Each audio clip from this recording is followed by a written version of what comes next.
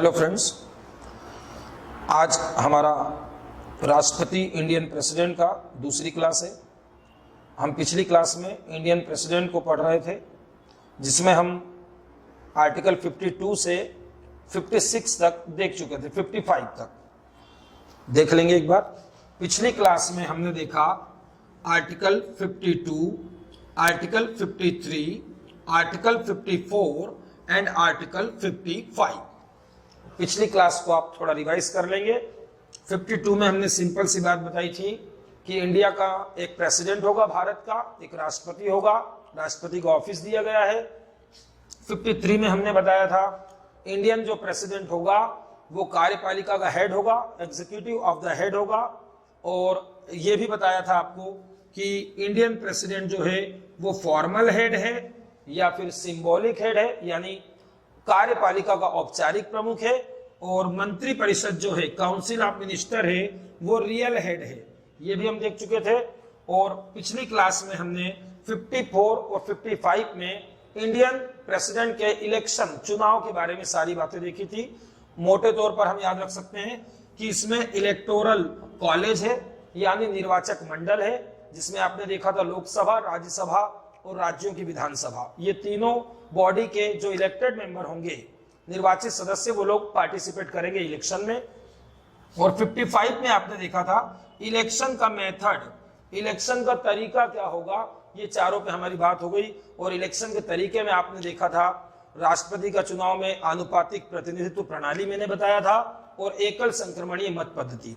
अब आज की इस क्लास में मैं आगे बढ़ते हुए आर्टिकल 56 की ओर जा रहा हूं।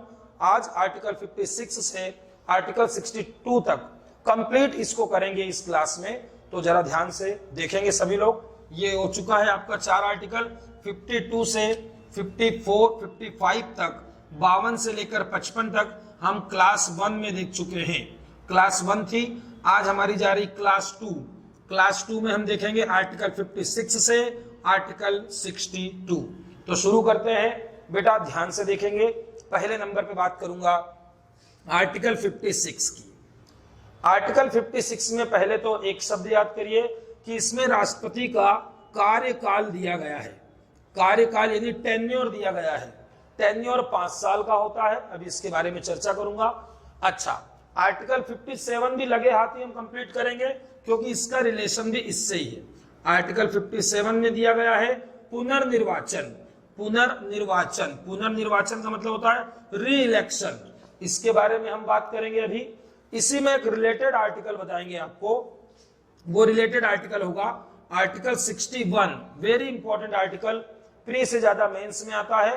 राष्ट्रपति की महाभियोग की प्रक्रिया, एम्पीचमेंट प्रोसेस। एम्पीचमेंट क्या है? महाभियोग। इसके बारे में आज मैं बात करूंगा, महाभियोग। और लास्ट में मैं बात करता हूं 62 की। 62 में बताया गया है कि कब कब आपके इंडियन प्रेसिडेंट की पोस्ट या ऑफिस खाली होगा, और जब जब इंडियन प्रेसिडेंट नहीं होंगे तो आपके कंट्री में कैसे आप उसको ऑपरेट करेंगे, कैसे आप संभालेंगे उस स्थिति को। तो इसको हम बोलते हैं सीधा सीधा रिक्ति। रिक्ति मतलब खाली स्थान। रिक्ति का मतलब है कि कब कब इंडियन प्रेसिडेंट नहीं होगा, ये चारों की बात करेंगे। तो 56 में कार्यकाल है, 57 में री इलेक्शन पुनर्निर्वाचन है, और 61 महाभियोग की प्रक्रिया है, और 62 में रिक्ति है। रिक्ति यानी कब कब राष्ट्रपति अपने पद पर नहीं होंगे, और जब वो पद पर नहीं होंगे किसी कारण, तो आप कैसे उसको ऑपरेट करेंगे अपनी कंट्री में, रूलिंग सिस्टम को। तो बेटा चारों एक साथ ही देखना है, क्योंकि चारों रिलेटेड है। मैं सबको स्पष्ट रूप से बताता हूं, आप देखते चले मैं कैसे बताता हूं। सबसे पहले मैं आपसे बात करूंगा आर्टिकल 56 की। तो 56 में क्या क्या दिया है? पहली बात, राष्ट्रपति का कार्यकाल दिया है। एक बात आपसे पूछेगा राष्ट्रपति का टेन्योर कितना है, आप आंसर देंगे 5 साल, 5 इयर्स। भारत के राष्ट्रपति 5 साल के लिए अपनी पोस्ट पर आते हैं, पद धारण करते हैं। अब इसमें क्या क्या ध्यान रखना है? पहला, ये 5 साल की काउंटिंग कहां से स्टार्ट मानी जाएगी?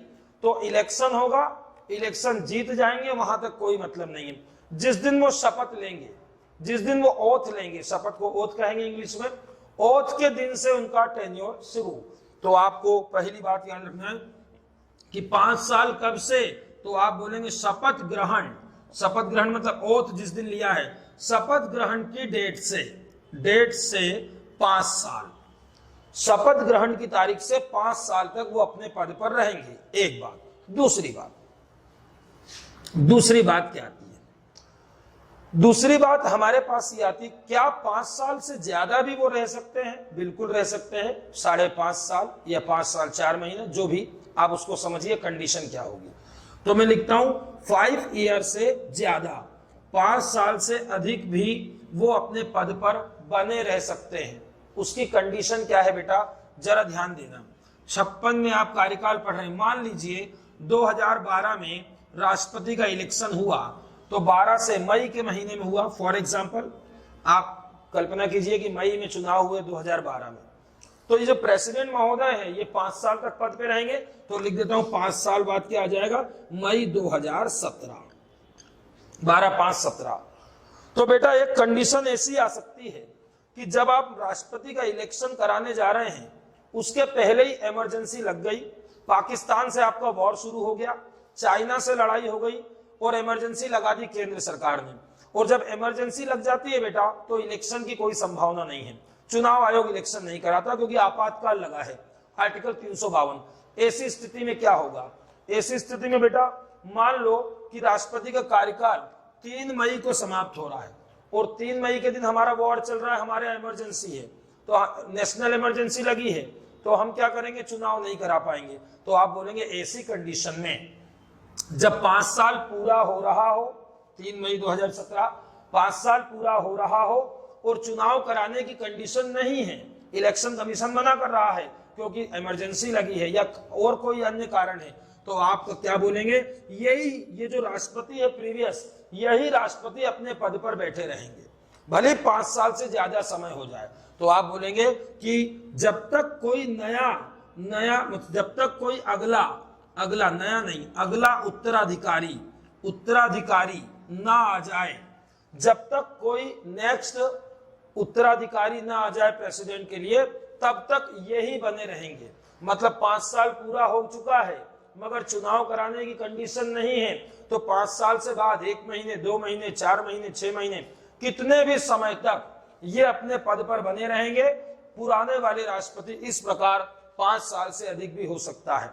दूसरी शर्त बता रहे हैं इसकी, कब तक ये हो सकता है, ये कितना भी लंबे समय तक अपने पद पर रहेंगे। इसमें शर्त एक ही है बेटा कि नेशनल इमरजेंसी लागू हो, आपातकाल लागू होना चाहिए।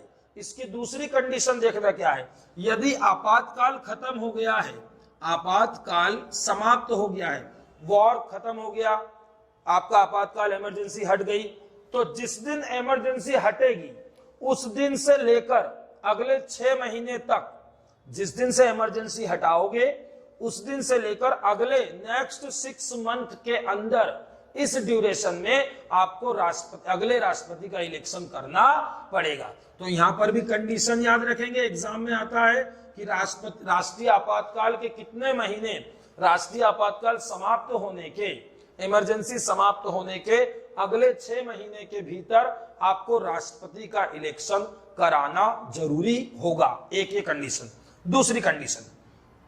दूसरी कंडीशन बेटा क्या याद रखेंगे कि 5 साल कब हो रहा है। फॉर एग्जांपल मैंने यह दिया 3 मई को 5 साल हो रहा है, 3 मई आखिरी दिन है, तो इसके पहले ही आप चुनाव की तैयारी कर लें। यदि इमरजेंसी नहीं है तो चुनाव की तैयारी पहले होगी। तो 3 मई को आपका चुनाव हो जाना चाहिए और अगला प्रेसिडेंट जब तक यहां पर आएगा नहीं तब तक ये वाला प्रेसिडेंट हटेगा नहीं। ये प्रीवियस प्रेसिडेंट है, जब अगले प्रेसिडेंट यहां आएंगे तो ये हटेंगे। मान लो इन्हीं को वापस चुनाव जीतना है, एक बार और चुनाव लड़ना चाहते हैं, तो इनको अपना पद छोड़ना पड़ेगा, अपने पद से त्यागपत्र देंगे। उस समय वाइस प्रेसिडेंट आएगा काम करने, इनका ऑफिस संभालने वाइस प्रेसिडेंट, उपराष्ट्रपति आएगा। तो 3-4 बातें बता रहे हैं। पहली बात कि राष्ट्रपति का कार्यकाल 5 साल होता है, यह शपथ ग्रहण की तारीख से माना जाता है। दूसरी बात, अगला इलेक्शन उनका टेन्योर जब भी खत्म हो रहा है, उस टेन्योर के खत्म होने के पहले ही इलेक्शन कराना पड़ेगा। यदि किसी कारण इमरजेंसी लगी है और इलेक्शन नहीं हो पा रहा है तो तो आप उसी प्रेसिडेंट को आगे कंटिन्यू करेंगे, अगला प्रेसिडेंट। तो आप बोलेंगे 5 साल से अधिक समय के लिए भी रह सकते हैं, कंडीशन ये है कि उस समय इमरजेंसी के कारण इलेक्शन नहीं हो रहे हैं, तो आप 5 साल से अधिक भी इनको बैठा सकते हैं। दूसरी बात, किसी भी कंडीशन में आपातकाल यदि खत्म हो गया है तो उसके 6 मंथ ड्यूरेशन से ज्यादा आप राष्ट्रपति 6 मंथ के ड्यूरेशन में आपको अगले राष्ट्रपति का इलेक्शन कराना पड़ेगा। ये बात याद रखेंगे। चौथी बात एक और याद रखेंगे कि मान लो कोई प्रेसिडेंट की पद पर रहते हुए डेथ हो जाती है, फॉर एग्जांपल जाकिर हुसैन है, फखरुद्दीन अली है, ये दोनों प्रेसिडेंट पद पर रहते हुए डेथ हुई थी इनकी। तो किसी प्रेसिडेंट की पद पर रहते हुए डेथ हो जाएगी, मान लो कोई प्रेसिडेंट आया 2 साल तो वो प्रेसिडेंट रहे, 2 साल बाद उनकी डेथ हो गई, तो आपके दिमाग में क्वेश्चन आएगा कि अगला जो प्रेसिडेंट आएगा वो बचे हुए 3 साल के लिए आएगा या फिर पूरे नए सिरे से 5 साल के लिए। तो बेटा ध्यान रखना है, हमारे यहाँ ये सिस्टम है कि अगला प्रेसिडेंट जो भी आएगा, मान लो डेथ हो गई, किसी ने रिजाइन दे दिया, हमें नहीं राष्ट्रपति पद पर रहना, हम रिजाइन दे रहे हैं, त्यागपत्र दे दिया, तो भी पोस्ट खाली हो गई, तो ऐसी स्थिति में अगला जो भी आएगा वो 5 साल के लिए आएगा, बचे हुए शेष टेन्योर के लिए नहीं। जैसा कि अमेरिका में होता है, अमेरिका में यदि किसी प्रेसिडेंट की पोस्ट खाली हुई है, 4 साल उनका टेन्योर होता है, यदि पोस्ट खाली हुई है 2 साल बाद, तो अगला प्रेसिडेंट आएगा तो बचे हुए टेन्योर 2 साल के लिए आएगा। बट हमारे यहाँ ऐसा नहीं है, हमारे यहाँ 2 साल बाद कोई प्रेसिडेंट की पोस्ट खाली हुई तो अगला प्रेसिडेंट आएगा तो वो भी कितने साल के लिए आएगा, 5 साल के लिए। हर प्रेसिडेंट जब भी आपको आएगा तो 5 साल के फिक्स कार्यकाल के लिए आएगा, शेष कार्यकाल के लिए नहीं। तो ये सब 56 था। 56 में आपने क्या क्या देख लिया, पहला शपथ ग्रहण की तारीख से 5 साल टेन्योर, दूसरा 5 साल से अधिक हो सकता है यदि इमरजेंसी वगैरह लगी हो, जब तक दूसरा बंदा नहीं आएगा, नेक्स्ट राष्ट्रपति नहीं इलेक्ट होगा, तब तक पुराना वाला ही बैठा रहेगा। इमरजेंसी खत्म होने के 6 महीने के भीतर अगला इलेक्शन कराना जरूरी है, कंपलसरी है। और लास्ट में आप बोलेंगे क्या 5 साल के बाद, क्या 5 साल के पहले भी इसको हटा सकते हैं, तो बोलेंगे यस। 5 साल के पहले हटने की क्या क्या कंडीशन, नंबर 1 वो त्यागपत्र दे सकता है, आपको कभी भी रिजाइन दे सकते हैं, स्वतंत्र है। नंबर 2 उन पर महाभियोग भी लगा सकते हो, उन पर महाभियोग, इट मींस एम्पीचमेंट से भी उन्हें 5 साल के पहले हटाया जा सकता है। तो यहां पर बोला है कि राष्ट्रपति 5 साल के पहले कभी भी रिजाइन दे सकते हैं, एक, राष्ट्रपति को 5 साल के पहले हटाया भी जा सकता है। अब बेटा यहां पर महाभियोग से हटाने की बात की है, मगर यदि कोई पूछेगा कि आखिर महाभियोग कहां है, कैसे लगेगा, क्या इसी प्रोसेस है, तो वो बात आप बोलेंगे 61 में है। ध्यान रखेंगे 56 में केवल इतना बोला है कि 5 साल के पहले इन्हें राष्ट्रपति को महाभियोग प्रक्रिया द्वारा संसद द्वारा हटा सकते हैं, मगर ये महाभियोग प्रक्रिया क्या है, कैसी होगी, किस आधार पर चलेगी, कहां चलाई जाएगी ये प्रोसेस, तो इसके बारे में आपको आर्टिकल आएगा 61। तो यहीं से मैं 61 शुरू कर देता हूं, आर्टिकल 61 शुरू कर देता हूं और आपको आर्टिकल 56 को साइड में लिख देता हूं ताकि आप सारी चीजों को कोरिलेशन में पढ़ें। पहला कि 56 में सर ने एक ही लाइन दे दी है, कार्यकाल 5 साल, कार्यकाल कितना साल है, 5 साल, 5 साल का टेन्योर है बेटा। कोई पूछेगा 5 साल के पहले हट सकते हैं, बिल्कुल हट सकते हैं, 5 साल के बाद भी रुक सकते हैं, बिल्कुल रुक सकते हैं, 5 साल के पहले हट भी सकते हैं, रिजाइन दे दें, महाभियोग द्वारा हटा दो, और 5 साल के बाद वो रह सकते हैं यदि आपके यहाँ इलेक्शन नहीं हो पाया इमरजेंसी की वजह से। तो 5 साल के पहले हटाने के लिए एक प्रोसेस है बेटा, महाभियोग का मतलब होता है एम्पीचमेंट। अब आपसे पूछेगा एम्पीचमेंट की बात यहाँ 56 में की गई है, मगर एम्पीचमेंट प्रोसेस के बारे में डिटेल में आर्टिकल 61 मेंस में आता है, तो मैं बताने जा रहा हूं आर्टिकल 61। इसको बोलते हैं महाभियोग की प्रक्रिया। महाभियोग की प्रक्रिया में आपको 4 या 5 बातें बता रहे हैं, इतना ही आप मेंस में लिखना, प्री में याद रखना इतना ही। पहला तो ये जो एम्पीचमेंट है बेटा, जिसकी वजह से, जिस प्रोसेस से आप प्रेसिडेंट को हटा रहे हो, प्रेसिडेंट को उनके पद से हटा रहे हैं, पहला कि ये पार्लियामेंट में चलाई जाएगी, ये संसद में चलने वाली प्रक्रिया है, इंडियन पार्लियामेंट में इम्पीचमेंट चलाया जाएगा। दूसरी बात बेटा, आखिर तुम सबसे बड़े ऑफिसर हैं आपके देश के, संवैधानिक हेड हैं आपके देश के, भारत के सबसे बड़े हेड हैं, इनको हटा रहे हैं तो कोई तो रीजन होगा, किस रीजन पर आप इनको हटाएंगे, किस आधार पर आप इनको हटाएंगे? तो एक ही आधार देंगे बेटा, एक ही आधार है, वो है संविधान का उल्लंघन। संविधान का उल्लंघन, उल्लंघन का मतलब होता है बेटा उसको पालन ना करना, या फिर दूसरा हिंदी में शब्द देगा तो देगा संविधान का अतिक्रमण। संविधान का अतिक्रमण या संविधान का उल्लंघन, ये दोनों एक ही बेटा। मतलब इंडियन कॉन्स्टिट्यूशन के अगेंस्ट उनने कोई काम कर दिया, कॉन्स्टिट्यूशन से बाहर जाकर जो उनकी अथॉरिटी में नहीं था ऐसा कोई काम कर दिया, ऐसा कोई काम कर दिया जिससे कॉन्स्टिट्यूशन का विरोध हो गया है, भारतीय संविधान से हटके कोई काम कर दिया, तो एक यही गलती है, सिर्फ एक यही गलती है जिसके कारण आप इंडियन प्रेसिडेंट को महाभियोग लगा सकते हैं, इम्पीचमेंट लगा सकते हैं। तो आपका एक क्वेश्चन तैयार हुआ कि भारतीय राष्ट्रपति पर महाभियोग कहां लगाएंगे? पार्लियामेंट में। दूसरा क्वेश्चन, राष्ट्रपति पर महाभियोग लगाने के कितने बेसिस हैं, कितने आधार हैं? केवल एक आधार है, संविधान का उल्लंघन या अतिक्रमण। केवल इसी आधार पर आप राष्ट्रपति को महाभियोग लगा सकते हैं, वरना दूसरा कोई आधार नहीं। जब आप अमेरिकी राष्ट्रपति की बात करोगे, मेंस में क्वेश्चन आता है इंडियन प्रेसिडेंट और अमेरिकन प्रेसिडेंट, इनके इम्पीचमेंट में क्या डिफरेंस है बेटा? देखो बेटा, एक बात ध्यान रखना, महाभियोग की जो प्रोसेस है ये आप अमेरिका से सीखे हैं, आप अमेरिका से लेकर आए हैं, बट आप ये मत बोल देना कि हमारा इम्पीचमेंट और उसका इम्पीचमेंट लगभग एक जैसा है।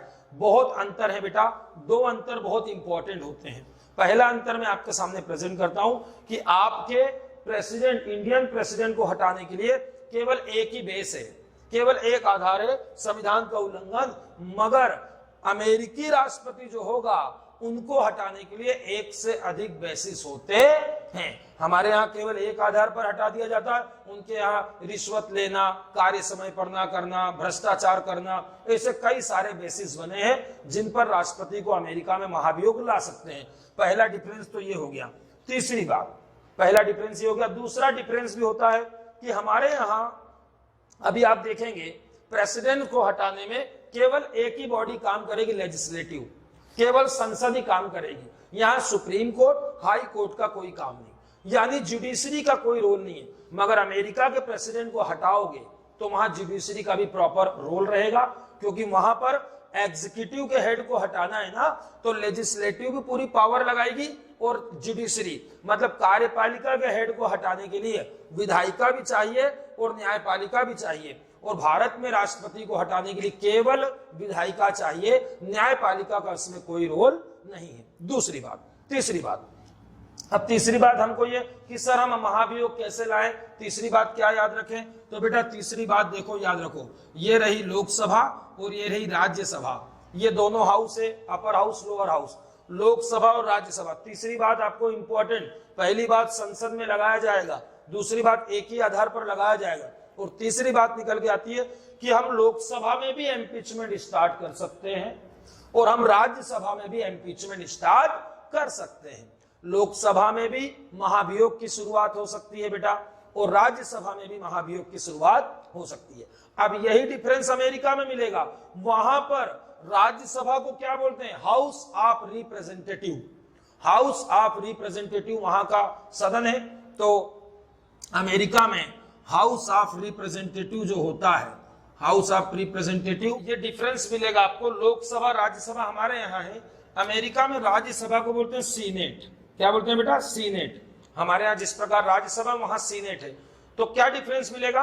भारत में लोकसभा या राज्यसभा दोनों में से कहीं भी आप महाभियोग को शुरू कर सकते हैं, बट अमेरिका में इम्पीचमेंट की शुरुआत केवल और केवल कहां होती है? सीनेट में। वहां पर जो सेकेंड हाउस है, हाउस ऑफ रिप्रेजेंटेटिव, उसमें आप इम्पीचमेंट शुरुआत नहीं कर सकते।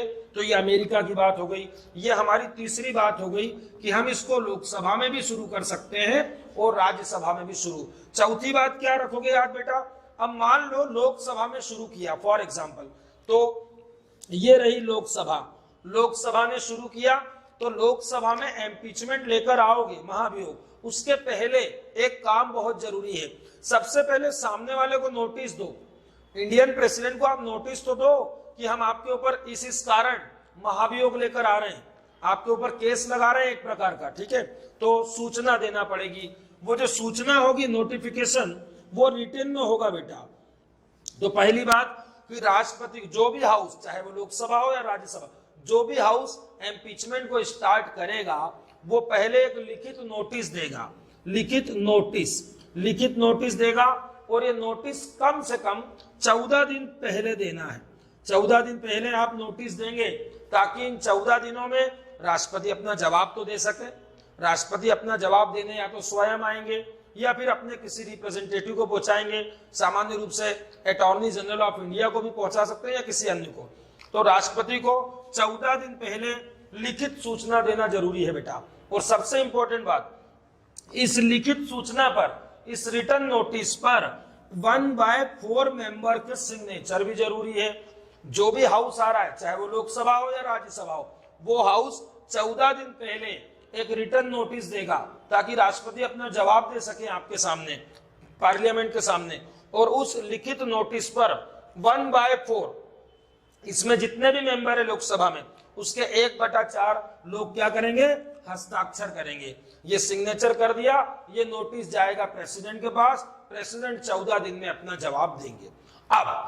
अब नोटिस देने के बाद अब राष्ट्रपति ने आके जवाब दे दिया। राष्ट्रपति के जवाब से हो सकता है पार्लियामेंट सेटिस्फेक्शन हो जाए, उसको संतुष्ट हो जाए, और हो सकता है संतुष्ट ना हो। अब संसद इम्पीचमेंट लेकर आएगी। तो ध्यान रखेंगे, इम्पीचमेंट लाने के पहले 14 दिन पहले एक नोटिस दिया जाता है। अब इम्पीचमेंट आएगा बेटा, और जब महाभियोग, इसी हाउस में महाभियोग आएगा, तो इसको 2/3 से पास करेंगे। 2/3 मेजोरिटी को आप संविधान में देखते हैं, इसको बोलते हैं आप स्पेशल मेजोरिटी। 2/3 मेजोरिटी का मतलब होता है उपस्थित और मतदान करने वाले जितने प्रेजेंट हैं और जितने वोटिंग कर रहे हैं, उपस्थित और मतदान करने वालों का 2/3 हो, जो कि सामान्य बहुमत से कम ना हो। इसको हम आर्टिकल 368 का जब क्लास लेंगे आपका, तो ज्यादा अच्छे से बताएंगे। अभी इतना याद रखेंगे कि स्पेशल मेजोरिटी लगती है, सिंपल मेजोरिटी से कुछ नहीं होता। विशेष बहुमत की जरूरत है, और विशेष बहुमत का मतलब 2/3 मेजोरिटी। अब इसने पास कर दिया, मान लो इसने पास कर दिया, अब ये जाएगा सेकेंड हाउस में। अब ये एक हाउस ने तो पास कर दिया 2/3 से, अब ये जाएगा सेकेंड हाउस में। तो सेकेंड हाउस क्या करेगा, सेकेंड हाउस में भी 2/3 से पास करना पड़ेगा। अब दोनों में एक एक बात याद रखेंगे। फर्स्ट वाला हाउस को आप कहेंगे आरोप लगाया है इसने राष्ट्रपति पर आरोप लगाया है अतिक्रमण का, और दूसरे वाले को आप कहेंगे ये तो जांच कर रहा है। तो आपसे क्वेश्चन पूछेगा, दोनों हाउस में से कौन सा house as a investigation agency, investigation agency यानी एक जांच एजेंसी की तरह कार्य करेगा। एक जांच कर रहा है वो कि इन्होंने ऐसा किया भी है कि नहीं।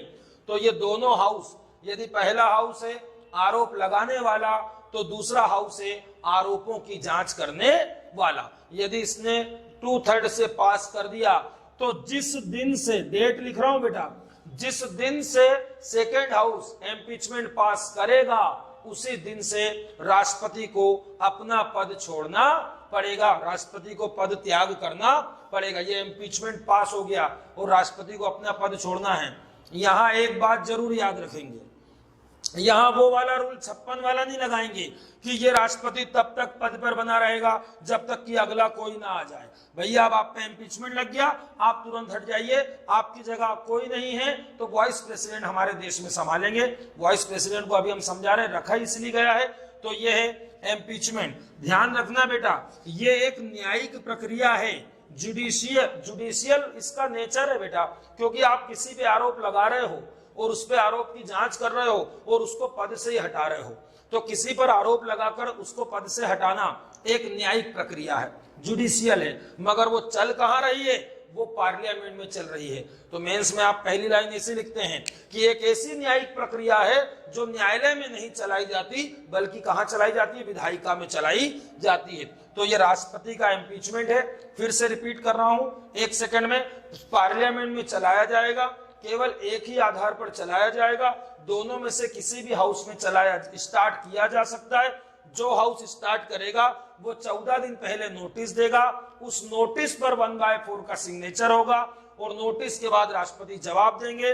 फिर फर्स्ट वाला हाउस 2/3 यानी स्पेशल मेजोरिटी से पास करेगा और सेकेंड हाउस को देगा। सेकेंड हाउस ने भी 2/3 से पास कर दिया, तो जिस तारीख को, जिस दिन सेकेंड हाउस पास करेगा उसी दिन से राष्ट्रपति पद से हटे हुए माने जाएंगे और राष्ट्रपति को पद छोड़ना पड़ेगा। और ये जो न्यायिक प्रक्रिया है ये हमारी संसद में चलाई जाती है। तो ये था आपका इम्पीचमेंट के बारे में सामान्य बातें। महाभियोग के बारे में सामान्य बातें आप याद रखेंगे। आर्टिकल 61 में आपने महाभियोग के बारे में पूरा देख लिया। अब आपको मैं दिखाता हूं आर्टिकल 62। यदि 62 समझ में आ गया तो आपको बहुत अच्छे से क्लियर हो जाएगा कि हमारे यहाँ सिस्टम चलता कैसे है। अब ध्यान देना बेटा मेरी बात में। 62 का मतलब था रिक्ति। अब रिक्ति क्या है बेटा? रिक्ति का मतलब जब जब प्रेसिडेंट की पोस्ट खाली होगी तब तक आप करोगे क्या, कैसे ऑपरेट करोगे अपनी कंट्री को। देखो ध्यान देना, ये है एग्जीक्यूटिव, ये बनाया मैंने राष्ट्रपति प्रेसिडेंट, ये बनाया मैंने वाइस प्रेसिडेंट। ये आपको 62 पढ़ाने जा रहे हैं। 62 लास्ट वाला article, president and vice president. बेटा ये वाइस प्रेसिडेंट, अब देखो प्रेसिडेंट की पोस्ट कब कब खाली हो सकती है आप खुद सोचें। नंबर वन वो खुद अपना रिजाइन दे सकते हैं, त्याग पत्र, वो स्वयं कभी भी अपना रिजाइन देंगे, आपको नहीं पता कब देंगे। एक दूसरा हो सकता है कि हमारे प्रेसिडेंट की डेथ हो गई हो, फॉर एग्जांपल जाकिर हुसैन, फखरुद्दीन अली, उनकी डेथ हो सकती है उनके टेन्योर के बीच में।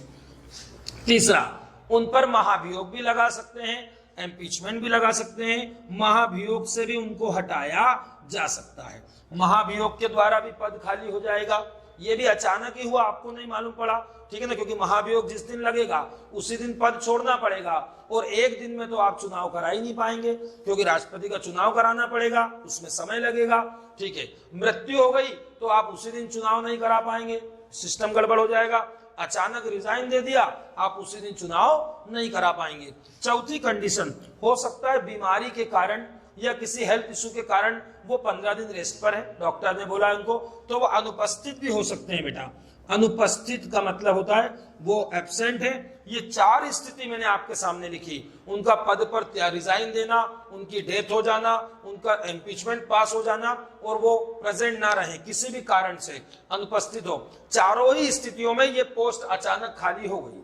अब बेटा ध्यान दो, ये जो पोस्ट है ना, ये अब मैंने यहाँ पे क्वेश्चन मार्क लगा दिया, खाली हो गई, कोई भी नहीं है यहाँ पर। अब ये पोस्ट पे हर समय इंडियन प्रेसिडेंट की पोस्ट कभी भी खाली नहीं रह सकती हमारे देश में, एक दिन भी नहीं बेटा। क्यों?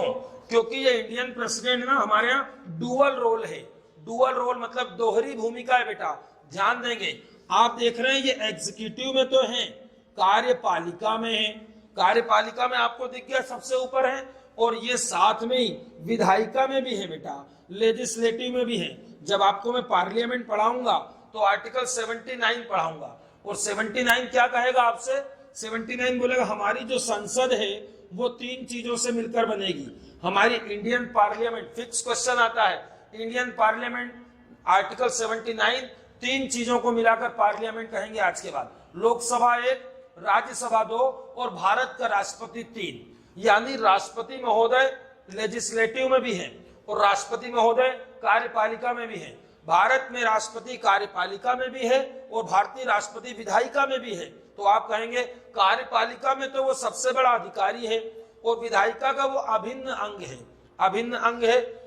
और यहाँ पर आप देखेंगे जितने भी कानून आपके देश में बनते हैं संसद में, संसद कानून बनाती है, लोकसभा राज्यसभा दोनों लोग कोई भी बिल को पास कर देते हैं ना, उसके बाद राष्ट्रपति के पास जाता है, राष्ट्रपति उस पर सिग्नेचर करते हैं। जब तक राष्ट्रपति का सिग्नेचर नहीं होगा तब तक वो कानून नहीं बनेगा, इट मींस एक्ट नहीं बनेगा।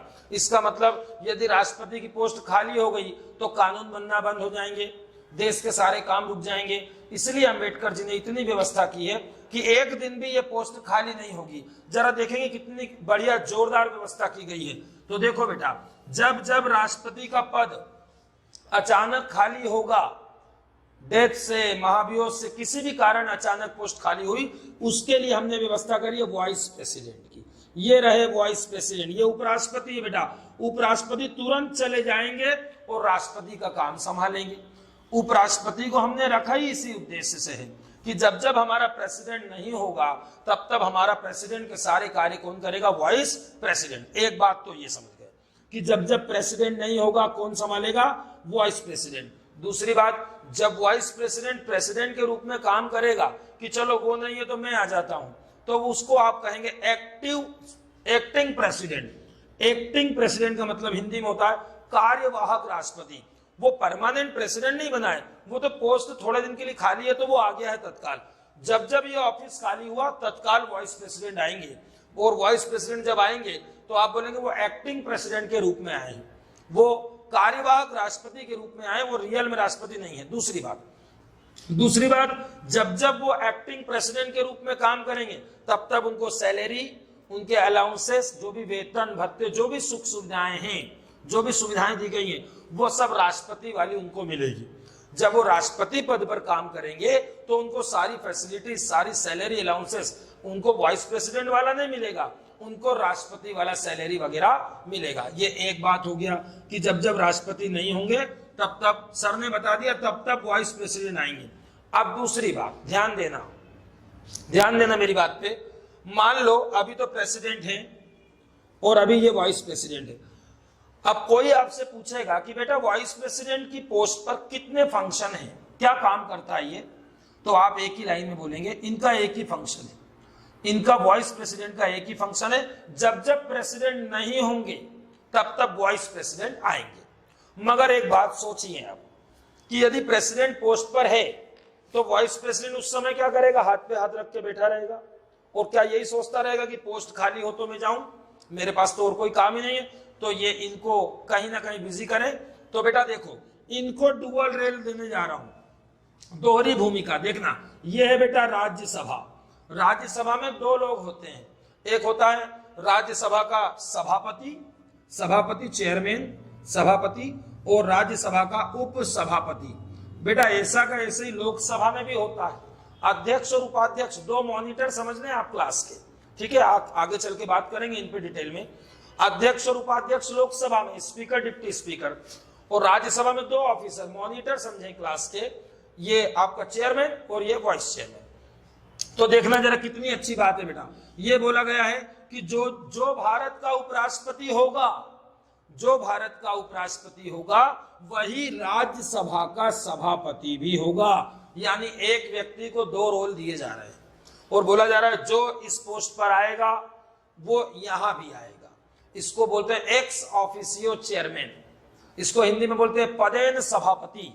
तो आप पूरी लाइन ऐसे याद रखेंगे, भारत में जो वाइस प्रेसिडेंट होगा, उपराष्ट्रपति होगा, वही राज्यसभा का क्या होगा? सभापति होगा। बेटा एक बात ध्यान रखना, और यहां पर पूरा बोलेंगे वही राज्यसभा का एक्स ऑफिसियो चेयरमैन होगा, हिंदी में बोलेंगे वो राज्यसभा का पदेन सभापति होगा। अब बेटा ध्यान रखेंगे, कोई अपोजिट नहीं बोलेगा। अपोजिट नहीं मतलब ऐसा नहीं बोलेंगे कि जो सभापति होगा वही वाइस प्रेसिडेंट होगा, ये गलत हो जाएगा, अभी मैं प्रूफ करूंगा। आपको सीधा ही बोलना है, जो वाइस प्रेसिडेंट होगा वही राज्यसभा का पदेन सभापति होगा।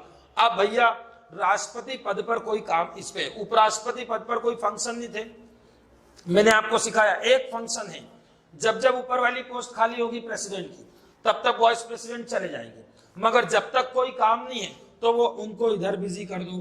तो मैं आपसे पूछूंगा, आखिर भारत का जो वाइस प्रेसिडेंट है वो सामान्य रूप से काम कौन से करता है? तो आप बोलेंगे सर वो तो सभापति के काम करता है। नॉर्मली समय में उपराष्ट्रपति पोस्ट पर कोई फंक्शन नहीं है, वो जो भी फंक्शन हमने वाइस प्रेसिडेंट को दिए हैं वो एज अ चेयरमैन दिए हैं, राष्ट्रपति के सभापति के रूप में वो सारे कार्य करेगा। अब कोई ये पूछेगा सभापति के रूप में क्या काम करेगा, तो सर जवाब देंगे वही काम करेगा जो लोकसभा का अध्यक्ष अपनी लोकसभा के लिए करता है, वही राज्यसभा का सभापति अपनी राज्यसभा के लिए करेगा। और क्या क्या काम करेंगे ये आप पार्लियामेंट वाले चैप्टर में सीखते हैं, ठीक है? तो एक बात तो ये समझ में आ गई। दूसरी बात, ये जो उपसभापति है बेटा राज्यसभा का, ये तो राज्यसभा के जो मेंबर है ना आपके पास सांसद 245, इसी में से एक को उपसभापति बनाएंगे। ध्यान देना, राज्यसभा के मेंबर में से ही एक को क्या बना दिया? उपसभापति। तो राज्यसभा के जितने सांसद होते हैं बेटा, इनका टेन्योर 6 साल होता है। जब मैं राज्यसभा पढ़ाऊंगा तो इसके बारे में डिटेल में बताऊंगा कि राज्यसभा के सांसद का कार्यकाल कितना है, 6 साल। अब आप खुद सोचें कि सभापति का कार्यकाल, सभापति कौन है, वाइस प्रेसिडेंट, और वाइस प्रेसिडेंट का कार्यकाल कितना है बेटा, 5 साल। तो क्वेश्चन पीएससी में आता है राज्यसभा के सभापति का कितना टेन्योर है, तो यहां से बताएंगे 5 साल, जबकि राज्यसभा के उपसभापति का टेन्योर कितना है, 6 साल। ये बात याद रखेंगे। तो ये होगा 2 काम। अब एक क्रिटिकल कंडीशन ध्यान रखेंगे। कंडीशन क्या क्या ध्यान रखेंगे, ये बनाई मैंने राज्यसभा, ये बना दिया मैंने उसका सभापति, और ये बना दिया उपसभापति। उपसभापति, अब थोड़ा ध्यान देंगे।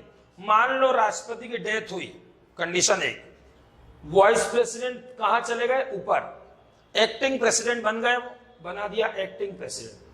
अब आप बोलेंगे सर वाइस प्रेसिडेंट इस समय कोई भी नहीं है देश में कोई उपराष्ट्रपति नहीं है, कोई बात नहीं। अच्छा, जो उपराष्ट्रपति था बेटा वही क्या था, सभापति।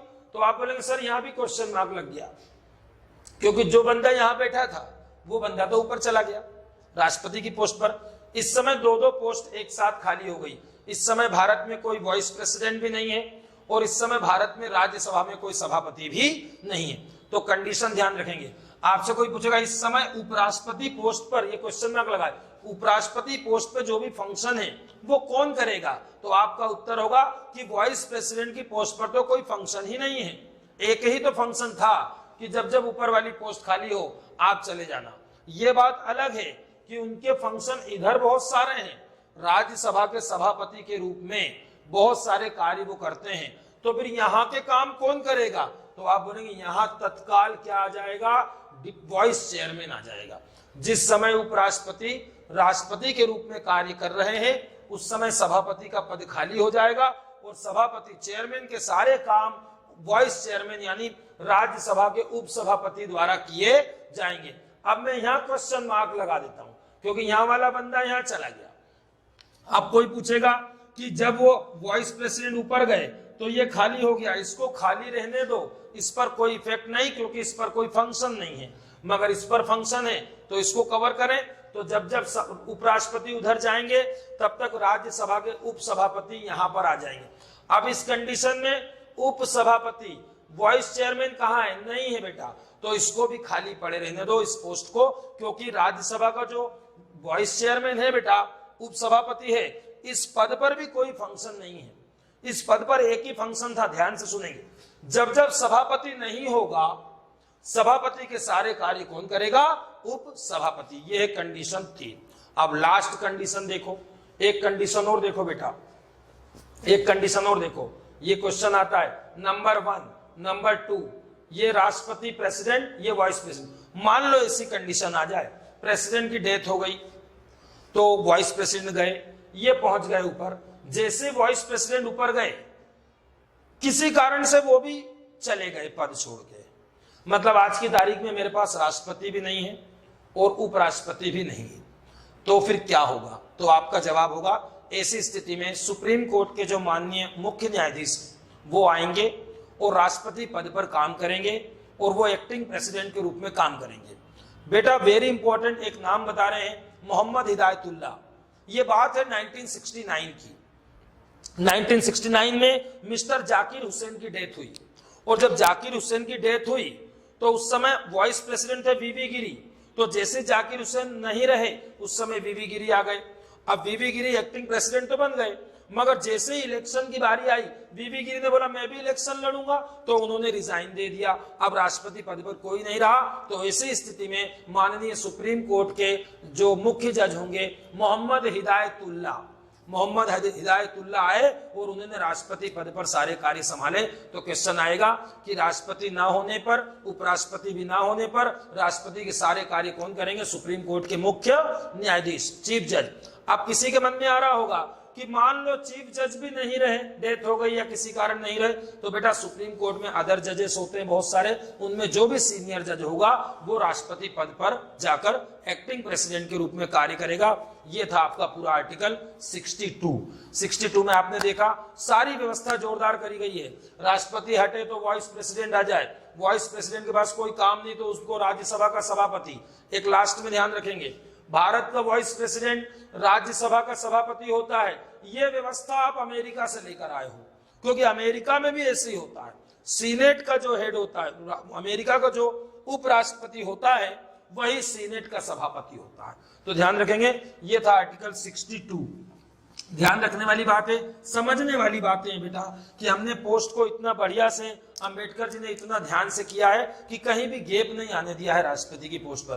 तो ये आपका 56 में हो गया कार्यकाल, 61 में हो गया, मैंने पढ़ा दिया आपको महाभियोग इसी क्लास में। 62 में मैंने आज आपको रिक्ति की सारी कंडीशन बता दी। अब मैं बच्चे कुछ आर्टिकल करता हूं क्योंकि ज्यादा इंपॉर्टेंट नहीं है। 57 में आप बोलेंगे री इलेक्शन है बेटा, पुनर्निर्वाचन। ये पुनर्निर्वाचन में आपको क्या बोलना है, एक लाइन याद रखना है। एक बार कोई बंदा प्रेसिडेंट बन गया, 5 साल हो गए, क्या वो वापस से इलेक्शन लड़ सकता है? बिल्कुल लड़ सकता है। दोबारा बन सकता है। क्या 5 साल बाद फिर दोबारा? बिल्कुल 3 बार 4 बार।